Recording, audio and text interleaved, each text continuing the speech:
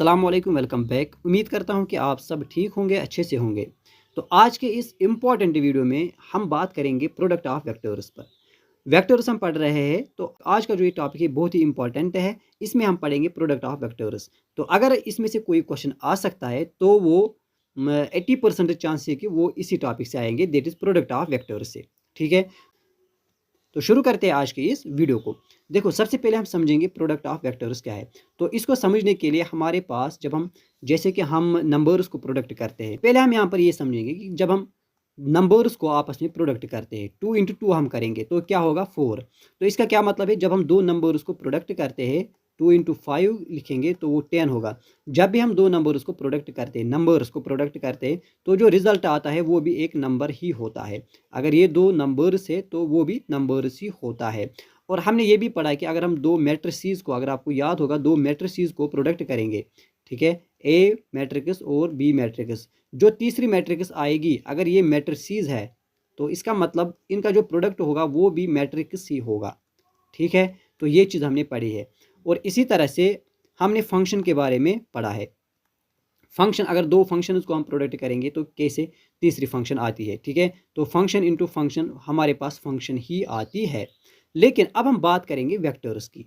क्या वेक्टर्स में भी ऐसा ही है कि अगर हम दो वेक्टर्स को मल्टीपल करेंगे तो जो तीसरा होगा वो वेक्टर ही होगा या क्या होगा? तो उस चीज़ पर हम बात करेंगे, उसी को कहा जाता है प्रोडक्ट ऑफ वेक्टर्स। तो इसमें हम दो चीज़ें पढ़ेंगे, प्रोडक्ट में हम दो चीज़ें पढ़ेंगे। एक है हमारे पास डॉट प्रोडक्ट और एक है हमारे पास क्रॉस प्रोडक्ट। दोनों इंपॉर्टेंट है। डॉट प्रोडक्ट को स्केलर प्रोडक्ट भी कहते हैं और इसी तरह से क्रॉस प्रोडक्ट को हम वेक्टर प्रोडक्ट भी कहते हैं। यह है स्केलर प्रोडक्ट और ये क्या है, वेक्टर प्रोडक्ट। दोनों को हम पढ़ेंगे, लेकिन पहले हम बात करेंगे डॉट प्रोडक्ट पर, जिसको स्केलर प्रोडक्ट भी कहते हैं। देखो, डॉट प्रोडक्ट क्या होता है, सिंपल सी बात बताता हूँ। अगर आपके पास दो वेक्टर्स है, आपके पास ए वेक्टर है, आपके पास बी वेक्टर है, ये दो आपके पास वेक्टर्स है। ठीक है, अब अगर आपको इसका डॉट प्रोडक्ट निकालना होगा, a dot b, a dot B vector. तो ए डॉट बी वेक्टर का क्या मतलब है कि आपको क्या करना है, आपको ए का मैग्नीट्यूड निकालना है, इसी तरह से बी का मैग्नीट्यूड निकालना है, a vector magnitude B vector, और इसके साथ कॉस थीटा आपको यूज़ करना है। ठीक है, तो ये होता है डॉट प्रोडक्ट। तो इसका मतलब कि अगर हमारे पास दो वेक्टर्स है, एक वेक्टर ये है ए वेक्टर, ठीक है, और दूसरा वेक्टर ये है ए वेक्टर और बी वेक्टर। तो अगर आपको इन दोनों का प्रोडक्ट निकालना है तो आप क्या करेंगे, इस ए का देखेंगे मैग्नीट्यूड क्या है, इस बी का देखेंगे मैग्नीट्यूड क्या है, फिर यहाँ पर कॉस लगाएंगे। कॉस कॉस क्या होगा, मतलब इसका एंगल, ठीक है, कॉस थीटा लगाएंगे, जो इन दोनों के दरमियान एंगल होगा उसमें हम कॉस थीटा लगाएंगे। तो हमारे पास क्या आएगा, डॉट प्रोडक्ट। क्या आएगा हमारे पास, डॉट प्रोडक्ट। तो इसमें क्या होता है, ए क्या है, ए मैग्नीट्यूड ऑफ ए होता है, बी क्या है, मैग्नीट्यूड ऑफ बी, और जो थीटा होगा, ये थीटा ये मैंने बताया, ये एंगल बिटवीन देम, उन जो दो वेक्टर्स होंगे उनके दरमियान का जो एंगल होगा देट इज़ कॉल्ड थीटा, उसको हम थीटा कहते हैं। तो इस तरह से आपको मतलब निकालना है। यहाँ पर एक और इम्पॉर्टेंट बात याद रखना कि जो ये थीटा होता है ये less or equal to pi होता है। पाई अगर हम कहेंगे मतलब 180 डिग्री, 180 डिग्री से less and greater or equal to 0। तो थीटा इस एंगल के दरमियान होगा। ये चीज़ भी आपको याद रखनी है। तो सिंपल आपको याद क्या रखना है कि अगर आपको क्या होगा, आपके पास दो वेक्टर्स होंगे, आपको उनका प्रोडक्ट निकालना होगा। तो आप पहले क्या करेंगे, ए का आप मैग्नीट्यूड निकालेंगे, बी का भी आप मैग्नीट्यूड निकालेंगे, और फिर उसमें कॉस थीटा यूज़ करेंगे। मतलब थीटा भी आपको गिवन होगा, थीटा एंगल आपको गिवन होगा। सिंपल आपको याद फिर रखना है कि कॉस कॉस के जो वैल्यूज़ होंगे वो आपको यहाँ पे याद रखने पड़ेंगे। ठीक है, तो इस तरह से आप डॉट प्रोडक्ट निकालते हैं, या इसको हम स्केलर प्रोडक्ट भी कहते हैं। स्केलर हम इसको इसलिए कहते हैं कि जो हमारे पास आंसर आता है वो स्केलर होता है। क्या होता है, स्केलर, इसीलिए इसको स्केलर प्रोडक्ट कहते हैं।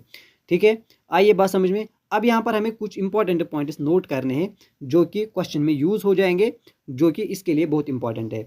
अब ये कह रहा है कि अगर जो दो वेक्टर्स होंगे, ए वेक्टर और b vector, if either a vector equal to 0 और बी वेक्टर इक्वल टू 0, अगर दोनों में से एक इक्वल होगा 0, for example a vector equal to 0 या बी वेक्टर इक्वल टू 0, तो हम क्या करेंगे, theta is not defined, and in this case हम क्या कह सकते हैं कि जो ए डॉट बी होगा वो 0 के इक्वल होगा।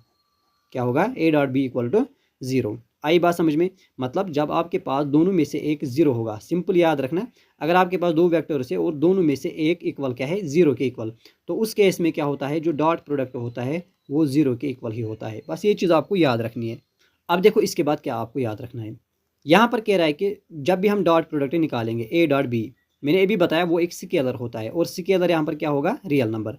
ए डॉट बी क्या होगा, एक रियल नंबर होगा, पहली बात। दूसरी बात, अगर आपके पास ए और बी दो क्या है, नॉन जीरो वेक्टर्स, मतलब ये जीरो वेक्टर्स नहीं होंगे, मतलब नॉन जीरो वेक्टर्स होंगे, तो ए डॉट बी क्या होता है, इक्वल टू जीरो। कब होता है, जब if and only if a and b are perpendicular to each other. देखो क्या कह रहा है, ये आपके पास एक वेक्टर हम लेंगे इस तरह से, दिस इज ए वेक्टर, और इस तरह से हम लेंगे बी वेक्टर, ये हमारे पास क्या है, बी वेक्टर। देखो हम जानते हैं डॉट प्रोडक्ट क्या होता है, magnitude of A magnitude of b cos theta.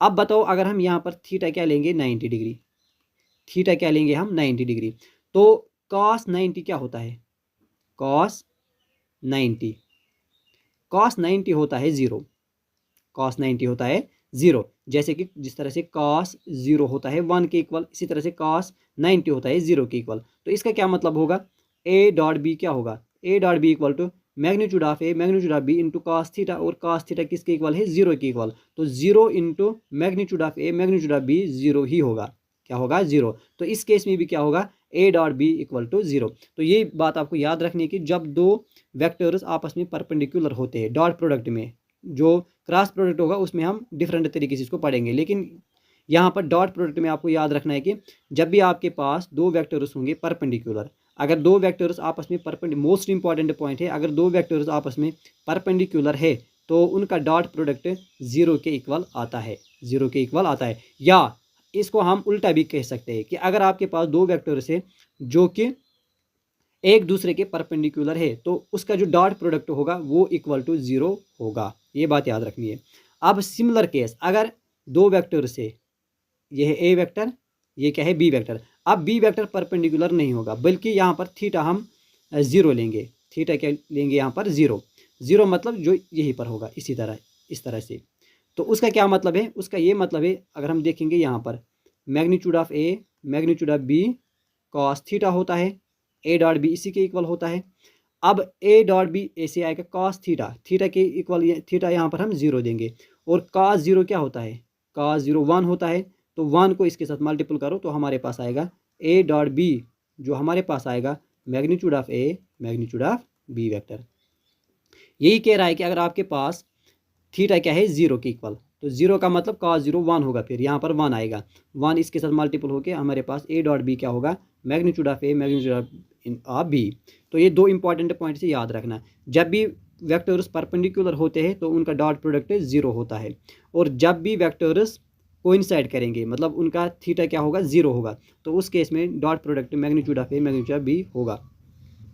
तो इसी तरह से अब अगर दो वेक्टर्स सेम होंगे, इन पर्टिकुलर अगर दो वेक्टर्स क्या होंगे, सेम होंगे, तो यहाँ पर क्या आएगा, ए की जगह भी ए और बी की जगह भी ए ही आएगा, फिर दोनों को मल्टीपल ए स्क्वायर आएगा, ठीक है। तो एक पर्टिकुलर है केस है जब थीटा क्या होगा, ज़ीरो। तीसरी बात, अगर अगर यहाँ पर पाई क्या, अगर थीटा पाई होगा, थीटा का वैल्यू क्या होगा, पाई, पाई का मतलब होता है 180, मतलब इस तरह से, अगर एक वेक्टर इस तरह से है, अगर एक वेक्टर इस तरह से है, ठीक है, तो दूसरा वेक्टर क्या होगा, इस तरह से, यहाँ से इस तरह से 90 होता है, 90 से जब इस तरह आएगा तो ये लेट जाएगा इस तरह से, ठीक है। तो इसको कहेंगे हम नेगेटिव ऑफ द वेक्टर। तो इस केस में क्या होता है, जो ए डॉट बी होता है, ए डॉट बी वो होता है minus times magnitude of A magnitude of B, लेकिन ये भी तब जब थीटा क्या होगा, पाई, जब थीटा का वैल्यू पाई होगा, ठीक है। तो जीरो के केस में भी इस तरह से होता है, लेकिन नेगेटिव नहीं आता है। अब ये इसके अपोजिट डायरेक्शन में इस तरह से आता है, इसीलिए हम कहते हैं कि इनका डॉट प्रोडक्ट वही होगा जो इस केस में होगा, जीरो के केस में, लेकिन यहाँ पर माइनस आएगा, ठीक है, क्योंकि ये एक वेक्टर इस तरह से जा रहा है, अब दूसरा वेक्टर इस तरह से आएगा। तो इसी तरह इसमें भी पर्टिकुलर केस ये बनेगा कि अगर दोनों सेम होंगे तो ये क्या होगा, ये पॉजिटिव ही आएगा, ठीक है, क्योंकि माइनस माइनस फिर भी प्लस ही होगा, स्क्वायर है इसके ऊपर, स्क्वायर है तो ये पॉजिटिव आएगा। आई बात समझ में। अब यहाँ पर देखो क्या है, अगर हम इस ऑब्जर्वेशन को देखेंगे 2 और 3 को, देखो 2 क्या है, मैंने बताया कि जब परपेंडिकुलर होते हैं तो ज़ीरो के इक्वल होता है। तीसरी मैंने बताई कि अगर थीटा ज़ीरो होगा तो ये होता है। तो इस केस में इन view of the observation 2 and 3 for mutually perpendicular unit vectors I J and के वायर। देखो इस केस में क्या होता है, ये बहुत ही इंपॉर्टेंट पॉइंट है, इसको याद रखना। इस केस में क्या होता है कि अगर आप आई के कंपोनेंट्स को मल्टीपल करेंगे, आई कंपोनेंट्स को आप मल्टीपल करेंगे किस तरह से, आई डॉट आई, दो वेक्टर्स आई डॉट आई वो 1 के इक्वल होगा। इसी तरह से जे डॉट जे वो भी 1 होगा, के डॉट के वो भी 1 होगा। तो इसका मतलब I dot I will be equal to J dot J will be equal to K dot K. और इसी तरह से अगर आप आई को जे के साथ निकालेंगे डॉट प्रोडक्ट आई और जे, वो 0 के इक्वल होगा। अगर आप जे को के साथ निकालेंगे वो भी 0 होगा, के को आई के साथ निकालेंगे वो भी 0 होगा। यहाँ पर मैंने यही लिखा है कि जब क्या होंगे, जब दो वेक्टर्स परपेंडिकुलर होंगे या जब दो वेक्टर्स उनका थीटा 0 होगा, तो उस केस में ये होता है आई डॉट आई जे डॉट जे के डॉट के उनका वैल्यू 1 होगा, आई डॉट जे डॉट के डॉट आई उनका वैल्यू 0 होगा। तो ये चीज़ आपको याद रखनी है। ये कुछ ऑब्जर्वेशन है यहाँ पर, ये आपको याद रखनी है। इनमें से भी जो पहली दो है ये बहुत इंपॉर्टेंट, जो दूसरी और तीसरी ये इंपॉर्टेंट है, और इसके साथ साथ फिफ्थ भी यहाँ पर इंपॉर्टेंट है। ठीक है, तो आगे हम बढ़ेंगे। तीसरी बात इसमें क्या है, देखो अब जो दो वेक्टर्स होते हैं, अब अगर हमें उनके दरमियान एंगल निकालना होगा, ठीक है, ये एंगल हम किस तरह से निकालते हैं, थीटा एंगल, ये ए वेक्टर होगा ये बी वेक्टर होगा, इनके दरमियान जो एंगल होता है याद रखना वो क्या होता है, वो होता है कॉस थीटा। वो बराबर होता है a vector dot B vector dot product divide by magnitude of a vector और मैग्नीट्यूड ऑफ बी वेक्टर। ये होता है हमारे पास एंगल, मतलब ये कॉस थीटा ये होता है, लेकिन एंगल का मतलब होता है थीटा। अगर हमें थीटा निकालना होगा तो ये जो कॉस होगा ये यहाँ पर जाके इन्वर्स में आएगा, कॉस इन्वर्स क्या, A dot B vector divide by magnitude of A magnitude of B vector. इस तरह से आपको याद रखना है। तो एंगल बिटवीन टू लाइन्स ये भी इंपॉर्टेंट है। अगर आपको बिटवीन टू वेक्टर्स निकालना है, एंगल आपको दो वेक्टर्स के दरमियान निकालना है, तो थीटा होता है cos inverse A dot B divide by magnitude of A magnitude of B. ठीक है, इसी तरह से देखो जो स्केलर प्रोडक्ट होता है वो कम्यूटेटिव होता है, ये बस आप याद रखना। मतलब ए डॉट बी जो होगा वो बी डॉट ए के इक्वल आता है, ये है इसका डॉट प्रोडक्ट में कम्यूटेटिव प्रॉपर्टी। ठीक है, तो एंगल बिटवीन टू वेक्टर्स बहुत इंपॉर्टेंट है, इसको याद रखना। किस तरह से निकालते हैं, कॉस इनवर्स में निकालेंगे, theta equal to cos inverse A dot B divide by magnitude of A magnitude of B. देखो इसमें क्या है, आप जानते हैं ए डॉट बी किस तरह से निकलता है, ये मैंने आपको बताया। मैग्नीट्यूड भी आपको पता है कैसे निकलता है, और बी का मैग्नीट्यूड भी आप निकाल सकते हैं। तो इसको डिवाइड करना है, बस आपके पास एंगल आएगा। तो ये चीज़ याद रखनी है। अब देखो यहाँ पर हम देखेंगे dot product in component form में क्या होता है। हम जानते हैं कि देखो ए वेक्टर क्या है, ए वेक्टर अब यहाँ पर कंपोनेंट फॉर्म में है, इसको हम कैपिटल स्मॉल में लिखेंगे, ए एक्स आई ए वाई जे प्लस ए जेड के। और दूसरा है बी वेक्टर, बी वेक्टर को हम लिखेंगे b x i plus b y j cap plus c z k cap. अब अगर यहाँ पर हम ए डॉट बी निकालेंगे तो हम कैसे निकालते हैं, देखो कैसे क्या करना है। ये जो कंपोनेंट्स होते हैं इनके कॉरस्पॉन्डिंग कंपोनेंट्स, एक्स आई का कंपोनेंट है या जे का कंपोनेंट है, के का कंपोनेंट है, इनको आपस में हमें मल्टीपल करना है सिंपली। यहाँ पर ए एक्स है तो हम लिखेंगे ए एक्स, यहाँ पर क्या है बी एक्स, प्लस इसी तरह से ए वाई बी वाई ए जेड बी जेड। तो ये होता है सिंपल, ये बहुत सिंपल है, आपको अच्छे तरीके से ये समझ आएगा। इस तरह से हम डॉट प्रोडक्ट निकालेंगे। फॉर एग्जांपल हमारे पास एक क्वेश्चन हम यहाँ पर ऐसे ही लेते हैं, 2i plus 3j plus 7k, ये एक वेक्टर है। दूसरा है 5i plus 2k 2j plus 9k। अब हमें a डॉट बी निकालना है, इसको हम a वेक्टर मानेंगे, ये होगा हमारे पास b वेक्टर। अब इन दोनों का हमें निकालना है डॉट प्रोडक्ट। तो इनका डॉट प्रोडक्ट क्या होगा, देखो सिंपल, 2 इंटू 5 क्या होगा 10 प्लस 3 इंटू 2 क्या होगा 6 प्लस 7 9 आर 63। ऐड करने पर हमारे पास क्या आएगा 73 प्लस 6 79।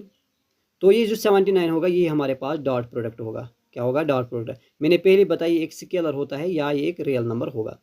तो इस तरह से हम डॉट प्रोडक्ट निकालेंगे, बहुत आसान है, तो आपको ये समझ आएगा। अब अगर हमें इसका डॉट प्रोडक्ट निकालना होगा तो क्या लिखेंगे यहाँ पे बताओ। देखो 2i + 3j, यहाँ पर क्या है 4i + 5j। देखो इसको हम ए मानेंगे, इसको बी वेक्टर मानेंगे, तो डायरेक्ट हम यहाँ पर लिखेंगे 2 × 4 क्या होगा 8 + 3 × 5 क्या होगा 15, 15 + 8 दैट इज़ 23। तो 23 हमारे पास डॉट प्रोडक्ट होगा। कितना आसान है ये बहुत आसान है, आपको ये अच्छे तरीके से समझ भी आएगा अगर आप इसकी प्रैक्टिस करोगे। तो इस तरह से इसमें आप क्वेश्चन कर सकते हैं। तो उम्मीद है कि ये क्वेश्चन भी आपने समझ लिया है। तो आज का वीडियो हम यहीं तक रखेंगे। उम्मीद है कि आपने इस डॉट प्रोडक्ट को अच्छे तरीके से समझ लिया होगा। अगले वीडियो में हम बात करेंगे क्रॉस प्रोडक्ट के, जो इसका दूसरा टाइप ऑफ प्रोडक्ट होगा उस पर बात करेंगे। तो ये दोनों प्रोडक्ट बहुत इंपॉर्टेंट है। इसमें मैंने आपको बताया किस तरह से क्वेश्चन आप कर सकते हैं। डॉट प्रोडक्ट कितना आसान है आप निकाल सकते हैं, और इसी तरह से क्रॉस प्रोडक्ट भी बहुत आसान है, उसको भी आप अच्छे तरीके से करेंगे। तो आज का वीडियो यहीं तक रखेंगे। तो उम्मीद करता हूँ कि आपको अच्छे तरीके से आज समझ आया होगा। तो अगर ये समझ आया तो एक लाइक और कमेंट ज़रूर कर देना। तो बाकी मिलते हैं नेक्स्ट वीडियो में। Thank you for watching this video.